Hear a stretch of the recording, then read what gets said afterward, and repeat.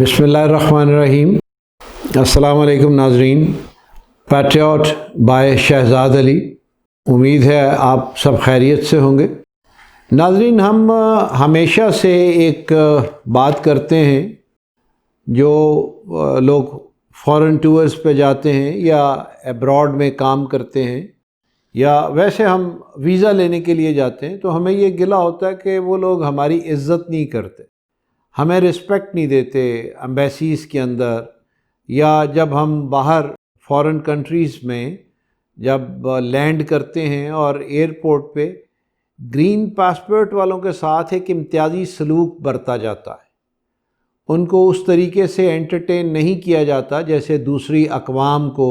وہ لوگ انٹرٹین کرتے ہیں۔ تو یہ سوچنے کی بات ہے کہ ایسا کیوں ہے۔ ہم تھرڈ ورلڈ کنٹری سے تو ہمارا تعلق ہے، لیکن تھرڈ ورلڈ کنٹریز کے اندر اور بہت سے ملک آتے ہیں، ان کے ساتھ تو اس طرح کا سلوک نہیں ہوتا، ان کو باقاعدہ عزت بھی ملتی ہے، وہ ان کو اچھے طریقے سے بیہیو بھی کرتے ہیں۔ ہمارے مسائل کیا ہیں؟ ہم میں کوئی وائٹامن کی کمی ہے، یا ہمارے رنگ جو ہیں وہ اتنے گورے چٹے نہیں ہیں، یا ہمارے میں اور کوئی کمی ہے، کوئی کسی کو وائرس ہے ہمارے اندر جس وجہ سے وہ ہمیں اچھے طریقے سے بیہیو نہیں کرتے۔ مجھے یہ پروگرام کرنے کی ضرورت اس لیے محسوس ہوئی کہ کل ایک کتاب کے مندرجات جو ہے وہ نظر سے گزرے، جو کتاب تحریر کی سابق US پریزیڈنٹ براک حسین اوباما نے۔ ان کی کتاب کے مندرجات جو تھے اس میں بڑے حیرت انگیز انہوں نے انکشافات کیے ہیں، جس کو لے کر مجھے یہ احساس ہوا، یہ سمجھ آئی کہ ہماری عزت کیوں نہیں ہے۔ وہ اس لیے نہیں ہے کہ ہم اپنی عزت خود نہیں کرتے، ہمیں اپنی عزت و توقیر کا خود احساس نہیں، یا ہم اپنی عزت کے لیے اتنے سینسٹیو نہیں ہیں۔ اچھا، اس کو اگر دوسرے انداز میں دیکھا جائے تو وہ یہ ایسے بھی ہے کہ شاید ہم لوگ اپنی عزت کے لیے حساس ہیں، لیکن ہمارے پلے کچھ نہیں ہے، ہمارے بس اختیار میں کچھ نہیں کہ ہم اپنی عزت کے لیے اس طرح سے کوئی پروٹیسٹ کر سکیں، یا اپنی عزت کے لیے جو ہے وہ کوئی لڑائی کر سکیں، یا اپنی عزت کے لیے کوئی کسی کو پوچھیں، کیونکہ یہ عزت جو ہے وہ صاحب اقتدار اور صاحب ثروت لوگ جو ہیں وہ سمجھتے ہیں کہ یہ ہمارا خاصہ ہے، یہ ہمارے حصے کی ساری عزتیں ہیں، اور اسی وجہ سے وہ ہماری من حیث القوم عزت نہیں کرتے۔ آپ ویزا لینے چلے جائیں،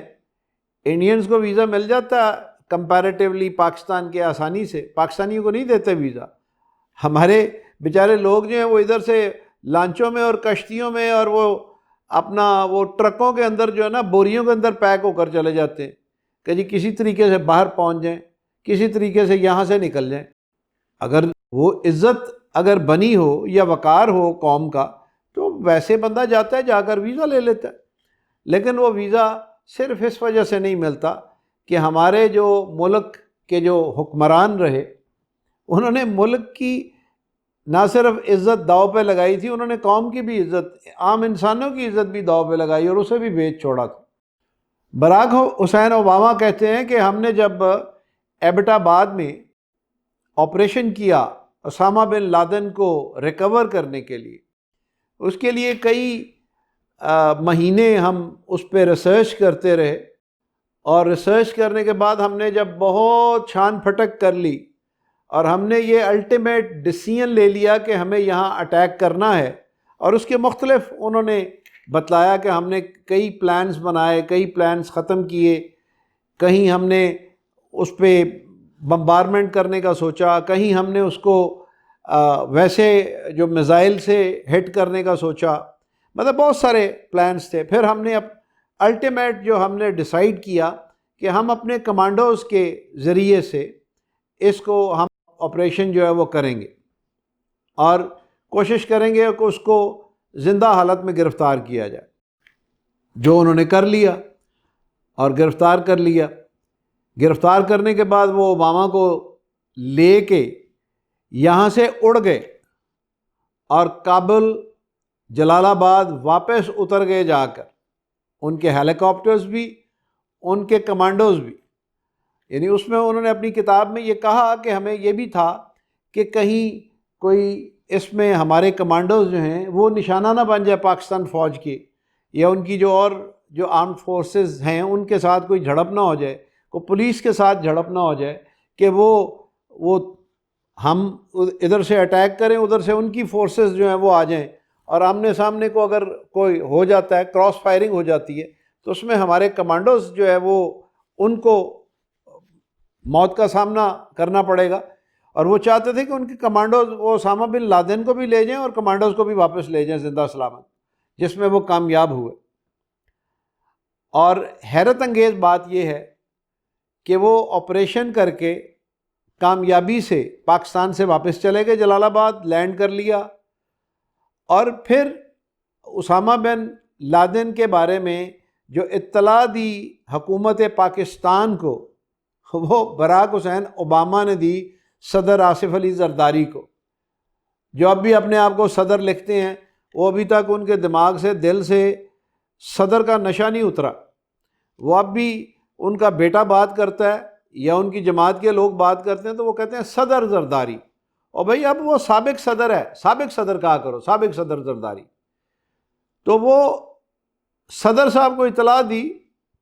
تو صدر صاحب اس پہ پروٹیسٹ کرنے کی بجائے، کو اپنی ریزرویشنز دکھانے کی بجائے، صدر صاحب براک حسین اوباما کو مبارکباد پیش کر رہے تھے کہ جی آپ کو بہت بہت مبارک ہو کہ آپ نے بہت یہ کامیاب آپریشن کیا اور آپ کی بہت بڑی فتح ہے یہ۔ جبکہ جو زندہ قومیں ہوتی ہیں، جو غیرت مند قومیں ہوتی ہیں، جو خوددار قومیں ہوتی ہیں، وہ اس طرح کا جواب نہیں دیتی، نہ ان کے صدور اس طرح کا جواب دیتے ہیں۔ ہاں، میں سوچتا ہوں کہ اگر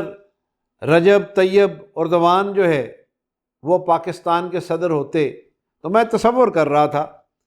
تو وہ کیا جواب دیتے امریکن پریزیڈنٹ کو۔ وہ یقیناً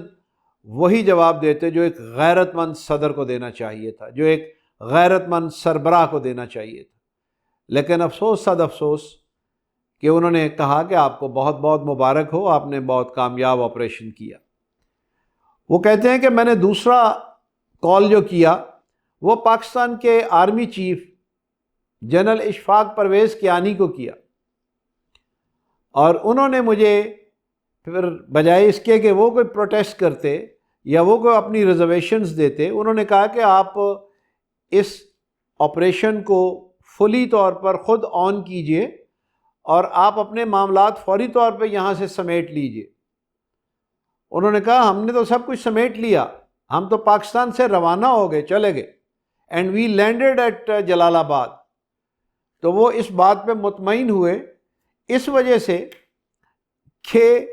یہ طالبان جو ہے، تحریک طالبان پاکستان یا دوسرے طالبان، وہ یہ نہ سمجھیں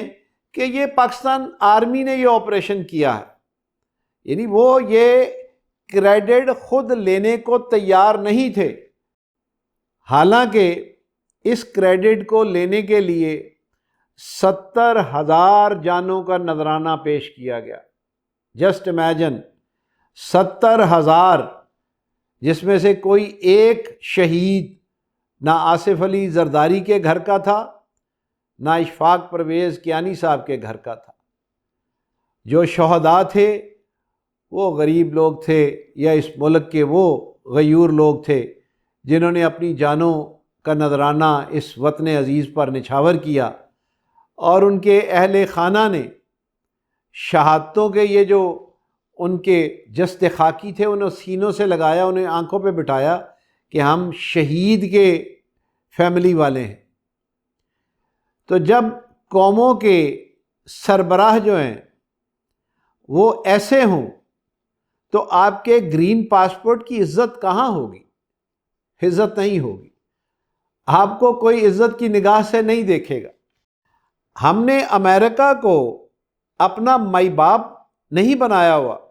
ہم نے نعوذ باللہ من ذالک، نعوذ باللہ من ذالک، ہم نے زمین پہ اسے خدا کا درجہ دے رکھا ہے، جو کہ کفر ہے۔ خدا کے واسطے اپنی غیرت کو جگائیے۔ میں نے ایک ویڈیو میں کہا تھا، مسلمانوں ایک ہو جاؤ، نیک ہو جاؤ، اور اپنی غیرت کو زندہ کرو۔ جو قومیں اپنی خودی کو بیچ دیتی ہیں وہ مردار ہو جاتی ہیں، قومیں مردہ قوموں میں شمار ہوتا ہے ان کا۔ زندہ قومیں جو ہیں وہ اس طرح کے کمپرومائزز نہیں کرتی۔ زندہ قومیں جو ہیں غیرت کا مظاہرہ کرتی ہیں، اپنی خودداری سے جینا سیکھتی ہیں۔ ہم نے مرنا ہے، الٹیمیٹ مرنا ہے، تو عزت سے تو مریں، غیرت سے تو مریں۔ تو میں اس امید کے ساتھ، مجھے یقین ہے اس بات کا کہ اگر اس وقت میں ملک کا صدر یا وزیر اعظم عمران خان ہوتا اور پاکستانی فوج کا سربراہ جنرل قمر جاوید باجوہ ہوتا تو یقیناً یہ اس طرح کا جواب نہیں دیتے۔ یقیناً وہ اس لیے، وہ پنجابی میں کہتے ہیں کہ دیگ دا اکو دانا دیکھی دا ساری دیگ نہیں دیکھی دی۔ تو ان لوگوں کو ٹیسٹ کیا جا چکا ہے۔ عمران خان نے یونائٹڈ نیشن میں جیسے بات کی، وہ اس نے اپنی پوری غیرت مندی سے بات کی، خودداری سے بات کی، وقار سے بات کی، عزت سے بات کی، اور نہ صرف اپنی عزت کو سر بلند کیا، اپنے ملک اور اپنے قوم کی عزت کو بھی سر بلند کیا۔ اسی طرح سے جنرل قمر جاوید باجوہ نے، جب انڈیا نے پاکستان پہ حملہ کیا تو ان کی جو پاکستان کی فوج کی جو اسٹریٹجی تھی، پاکستان ایئر فورس نے جو کردار ادا کیا، وہ ناقابل فراموش ہے اور قابل تحسین ہے۔ اسی طرح سے غیرت مند قوموں کے سربراہ اور اداروں کے سربراہ بیہیو کرتے ہیں۔ تو میں یقیناً اس دعا کے ساتھ کہ اللہ کریم ہمارے قائدین کو عزت اور غیرت سے، خودداری سے، خودی سے جینے کا ڈھنگ بھی عطا کرے، اور ہم ان کے اس ڈھنگ کو، ان کے اس اسلوب کو